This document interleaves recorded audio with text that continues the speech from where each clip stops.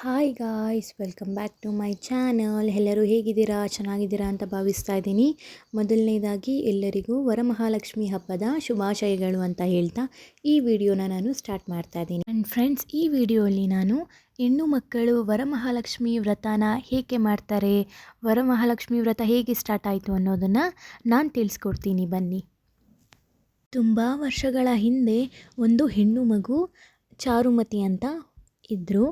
ಆ ಚಾರುಮತಿಗೆ ಒಂದು ದಿನ ಕನಸು ಬೀಳುತ್ತೆ. ಕನಸಿನಲ್ಲಿ ಲಕ್ಷ್ಮೀದೇವಿ ಬಂದು, ನೀನು ನನ್ನ ವ್ರತ ಮಾಡು, ನಾನು ನಿನ್ನ ಜೀವನಕ್ಕೆ ಬ್ಲೆಸ್ ಮಾಡ್ತೀನಿ, ಅಂದರೆ I will bless for your good future and good life ಅಂತ ಹೇಳ್ತಾರೆ.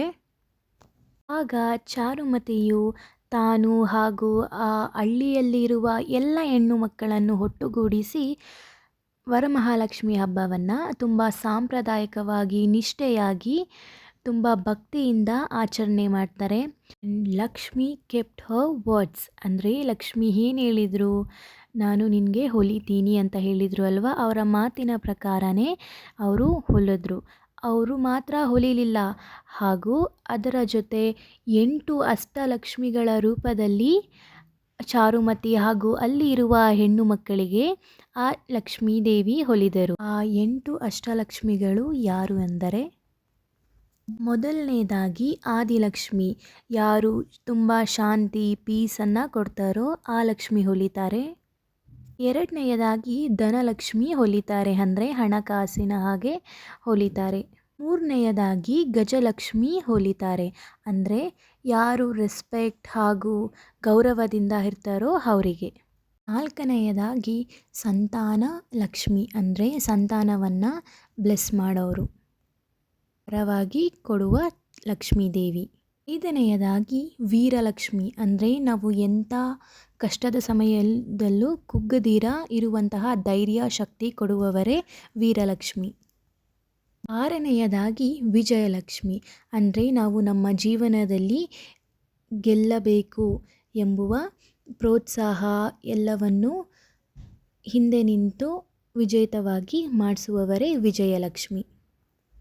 ಏಳನೆಯದಾಗಿ ವಿದ್ಯಾಲಕ್ಷ್ಮಿ, ಯಾರು ನಮಗೆ ವಿದ್ಯೆಯನ್ನು ಕೊಡ್ತಾರೆ ಹಾಗೂ ಧೈರ್ಯವನ್ನು ತುಂಬುತ್ತಾರೆ ಹಾಗೂ ನಾಲೆಜ್ನ ಬರಲಿ ಅಂತ ಬ್ಲೆಸ್ ಮಾಡ್ತಾರೆ, ಅವರು ಬಂದು ವಿದ್ಯಾಲಕ್ಷ್ಮಿ.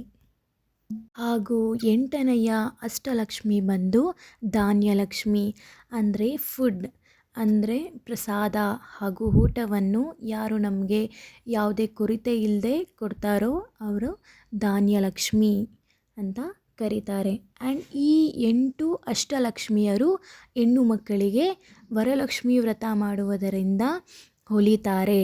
ಸೊ ಹಾಗಾಗಿ ನಾವೆಲ್ಲ ಹೆಣ್ಣು ಮಕ್ಕಳು ಈ ವರಮಹಾಲಕ್ಷ್ಮಿ ವ್ರತವನ್ನು ಮಾಡೋದ್ರಿಂದ ತುಂಬಾ ಒಳ್ಳೆಯದಾಗುತ್ತೆ. ತುಂಬ ಭಕ್ತಿಯಿಂದ, ಶ್ರದ್ಧೆಯಿಂದ ಆ ತಾಯಿನ ಸ್ಮರಣೆ ಮಾಡಿಕೊಂಡು ನಾವು ಪೂಜೆ ಮಾಡಬೇಕಾಗತ್ತೆ. ನೋಡಿ, ನಮ್ಮ ಮನೆಯ ವರಮಹಾಲಕ್ಷ್ಮಿ ಹಬ್ಬ ನಾವು ಈ ಥರ ಆಚರಿಸಿದ್ವಿ. ಆ್ಯಂಡ್ ನೀವೆಲ್ಲ ಹೇಗೆ ನಿಮ್ಮ ಮನೆಯಲ್ಲಿ ವರಮಹಾಲಕ್ಷ್ಮಿ ಹಬ್ಬವನ್ನು ಆಚರಿಸಿದ್ರಿ ಅಂತ ಕಮೆಂಟ್ನಲ್ಲಿ ತಿಳಿಸಿ. ಆ್ಯಂಡ್ ನೋಡಿ, ಈಗ ಪೂಜೆ ಎಲ್ಲ ಆಗಿದೆ. ನೋಡಿ, ಈ ಥರ ಹಣ್ಣು ಹಂಪಲು ಜೊತೆಗೆ ಹೂವಿನ ಅಲಂಕಾರ, ವಿಧ ವಿಧವಾದ ಹೂವುಗಳನ್ನೆಲ್ಲ ಇಟ್ಟು ನೋಡಿ, ಮುದ್ದಾಗಿ ರಂಗೋಲಿಯನ್ನು ಕೂಡ ಬಿಟ್ಟು ನೋಡಿ ಎಷ್ಟು ಕ್ಯೂಟಾಗಿದೆ. ಆ್ಯಂಡ್ ಪ್ಲ್ಯಾಂಟ್ಸ್ ಇತ್ತು, ಸೊ ಪ್ಲ್ಯಾಂಟ್ಸ್ನೆಲ್ಲ ಇಟ್ಟಿದ್ವಿ ತುಂಬ ಚೆನ್ನಾಗಿ ಕಾಣಿಸುತ್ತೆ ಅಂತ.